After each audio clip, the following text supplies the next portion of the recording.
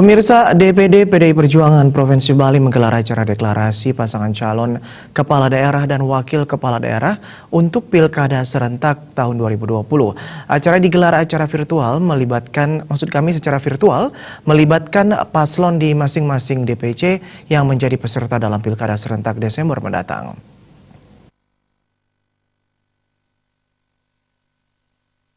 Deklarasi paslon yang diusung PDIP diisi pula dengan penandatanganan komitmen pemenangan bersama partai koalisi.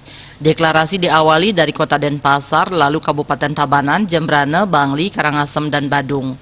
Dalam kesempatan itu, Ketua DPD PDIP Bali Wayan Koster mengatakan hanya Partai Hanura yang berkoalisi dengan PDIP di 6 kabupaten kota, sedangkan partai lain seperti Golkar hanya berkoalisi di Pilkada Badung dan Partai Demokrat di Pilkada Badung, Denpasar, dan Bangli. Kemudian Partai Gerindra di Pilkada Denpasar serta PSI di Pilkada Karangasem. Untuk Pilkada Badung, pihaknya memastikan paslon yang diusung yakni Inyoman Giripraste dan Iketut Suyase akan melawan kotak kosong. Dalam perhelatan akbar ini, Koster berharap PDIP bersama partai pengusung dan pendukung lainnya tetap solid memenangkan paslon kepala daerah dan wakil kepala daerah di 6 kabupaten kota. Pihaknya juga memohon doa restu kepada segenap komponen masyarakat Bali dalam pelaksanaan Pilkada serentak yang dilaksanakan dapat berjalan sesuai dengan rencana yang ada. Dalam hal ini, Koster juga berkeyakinan penerapan visi daerah Bali itu akan membuat pembangunan di Bali bisa berjalan secara seimbang, berkeadilan, dan berkelanjutan untuk menjaga kesucian dan keharmonisan alam Bali. Golkar di Badung, Demokrat di Badung, Denpasar, Bangli.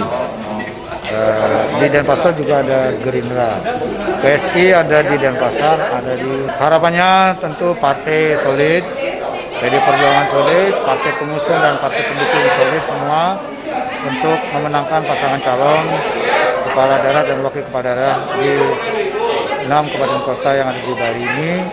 Dan kami mohon doa restu kepada segenap komponen masyarakat Semeton Kerama Bali untuk memberikan doa restu, dukungan, partisipasi aktif, memberikan suaranya nanti pada pasangan calon kepala daerah dan wakil kepala daerah yang diusung oleh PDI Perjuangan, sehingga kami bisa memenangkan pilkada di 6 kabupaten kota ini, agar visi Nangun Satpe Loko Bali pola pembangunan semesta berencana menuju Bali arah baru bisa dilaksanakan di semua wilayah Bali di 6 kabupaten kota yang sedang melaksanakan pilkada ini ke depan, agar menjadi pembangunan di Bali ini bisa berjalan secara utuh.